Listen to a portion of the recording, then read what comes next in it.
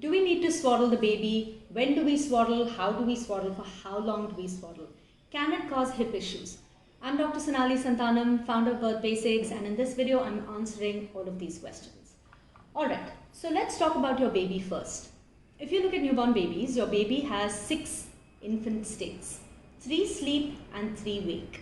Your baby can go from deep sleep, light sleep, drowsy. These are your 3 sleep states.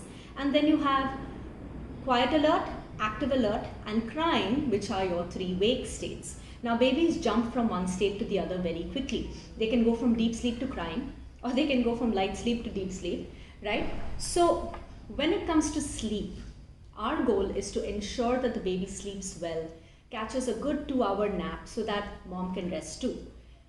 Now swaddling generally helps keep the baby asleep for longer because it specifically suppresses something called as the startle reflex or the Morrow's reflex. Now the startle reflex is a reflexive, we call them primitive reflexes because they are present at birth. We believe that they are meant for survival, and they usually integrate, which means they stop showing up at around 3 months post-birth. So the startle reflex will integrate at 3 months, after which you can actually discontinue swaddling. There's no need to swaddle, and babies will typically accept this process of swaddling only until about 3 months of age. Now what we do when we swaddle the baby is we suppress the startle reflex. When there is a slight sound in the room, even the smallest noise or a change in the wind, if the baby is in light sleep, your baby's eyes will fly open, arms will go up, and then the baby's hands will come slowly back. You might have noticed this with your newborn. Now this is basically the startle reflex. If your baby is in light sleep, it will cause your baby to wake up, and we don't want this to happen. So when you swaddle your baby nicely, your baby slips from that light sleep and goes into deep sleep instead of going into crying or active alert state where the baby becomes restless. Then you have to go through the process of making the baby sleep all over again. So to prevent that, the best thing to do is to swaddle your baby to help your baby sleep well. But some babies don't like to be swaddled, right?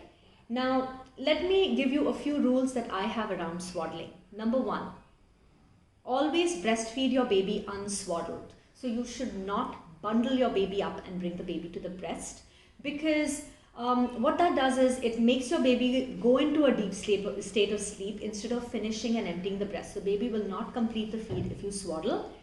And then when you put the baby into bed thinking that your baby is done and is now fast asleep, within half an hour they'll get up asking for milk again.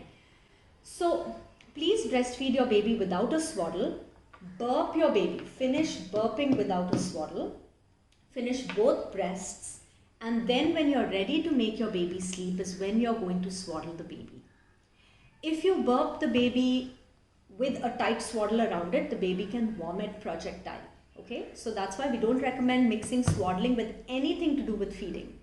Once your baby is ready to sleep, you're going to bring the swaddle out and nicely wrap your baby.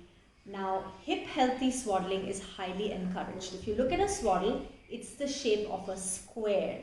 Okay, so what we do is we put the swaddle out and drop the top. So if you look at it as if you hold it out as a kite, you will drop one edge down so that now it has 3 points. It has 2 points on either side and it has one down below over here. You're going to take your baby. Now if this is a newborn, the head will be out of the swaddle and the arms are inside. You're going to hold the swaddle, you're going to hold your baby's arm down and hold the swaddle really close to the baby's shoulder. Firmly bring it across the baby's chest, right? And wrap it around. Now you take the other side and flip it over first. Now whatever is left down here, it's really long. You're going to fold it once or twice depending on how long it is to bunch it up over the baby's chest. So everything around the waist and hip is loose. From the other side again, you hold the swaddle and the arm down. You bring the swaddle very close and snug across the arms, and then you flip the swaddle over the baby, very firm and secure. So if you see what's happening here, the arms are very snug, but the hips are free. Then you're going to slip this under the baby's bum and simply tuck it in. There is no tying, there is no knotting. Now your baby has a snugly fixed upper body, so it's going to suppress the startle reflex, but the legs are free to move. The baby can even bring the legs into the baby's chest. This will prevent hip dysplasia, which is something that can happen if you lengthen the baby's legs out and restrict movement. The normal position of the baby's hips is with the legs pulled in towards the chest. It looks like a little frog pulled with the legs up, right? This helps with deepening of the hip socket.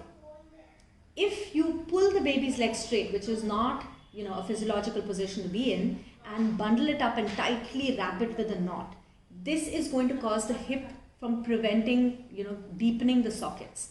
And this is called hip dysplasia. So you won't even know your baby has hip dysplasia until your baby turns about 1 year of age.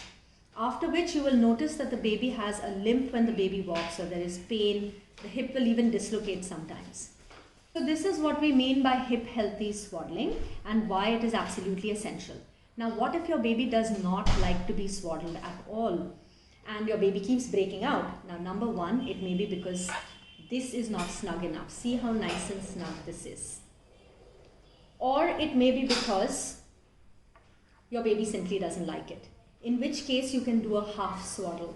So I'm going to open this baby out, and instead of placing only the head of the swaddle, I'm going to go a little bit further and bring the arms out as well. Now you can do a half swaddle by keeping one arm in and the other arm out, in which case you would go on like this, wrap over, the other hand stays tucked in as you wrap. Okay, so your baby looks kind of like this. Or you can simply keep both the arms out and swaddle your baby across. You bring this across, nice and neat, tuck it in, and then you bring the other one across, nice and neat, and then bundle from under. Alright, so that's what we do with a full half swaddle. So I'm hoping this video was informative, it was helpful to you. If you have any other questions, please get in touch and I will use this as an opportunity to answer them.